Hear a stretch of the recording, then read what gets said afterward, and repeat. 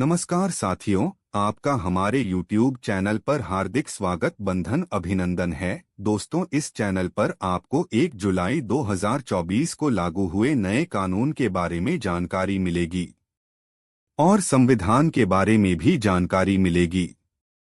इसलिए कृपया channel subscribe करें। साथियों, आज हम बात करेंगे उन कानून के बारे में जो भारतीय दंड संहिता अर्थात आईपीसी में थे, लेकिन भारतीय न्याय संहिता अर्थात बीएनएस में उनका रद्द कर दिया गया है। और उन नए कानून के बारे में भी बात करेंगे जो भारतीय दंड संहिता अर्थात आईपीसी में नहीं थे और भारतीय न्याय संहिता अर्थात बीएनएस में लागू किए गए हैं। तो सबसे पहले रद्द किए गए कानून। नंबर 1, अप्राकृतिक यौन अपराध। भारतीय न्याय संहिता ने अप्राकृतिक यौन अपराध से संबंधित भारतीय दंड संहिता की धारा 377 को किसी ऐसे प्रावधान के उपलब्ध कराए बिना ही हटा दिया है जो कि पुरुषों के साथ होने वाले यौन अपराधों से निपटने में सक्षम हो। नंबर 2, व्यभिचार। आईपीसी की धारा 497 को लैंगिक असमानता के आधार पर सुप्रीम कोर्ट ने 2018 में रद्द कर दिया था और भारतीय न्याय संहिता द्वारा इसे हटा दिया गया है।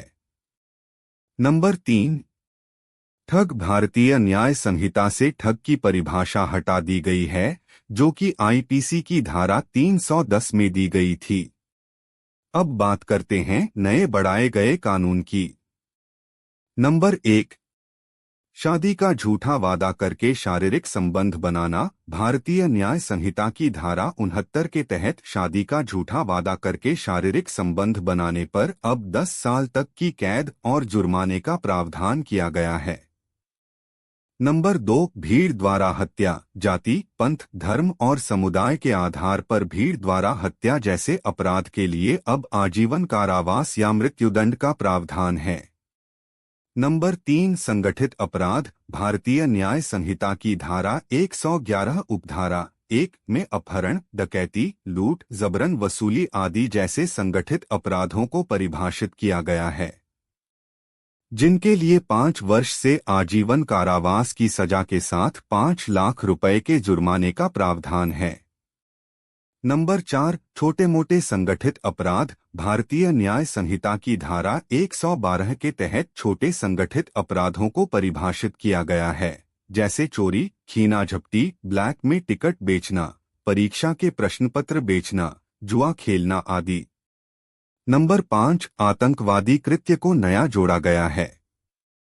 धारा 113 आतंकवादी कृत्य को परिभाषित करती है, जिसके अनुसार किसी व्यक्ति द्वारा भारत की एकता, अखंडता, संप्रभुता, सुरक्षा या आर्थिक सुरक्षा को खतरा पहुंचाने के इरादे से आतंक फैलाने के लिए किया गया कार्य है, जो मृत्यु या आजीवन कारावास से दंडनीय है यदि इसके परिणामस्वरूप किसी व्यक्ति की मृत्यु हो जाती है और किसी अन्य मामले में 5 वर्ष से आजीवन कारावास की सजा के साथ जुर्माने का प्रावधान है।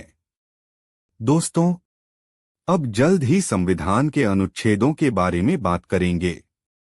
आपसे सविनय निवेदन है, कृपया चैनल सब्सक्राइब करें। सादर धन्यवाद, आपने अपना महत्वपूर्ण समय निकालकर हमारे द्वारा दी गई जानकारी को सुना। सादर आभार व धन्यवाद।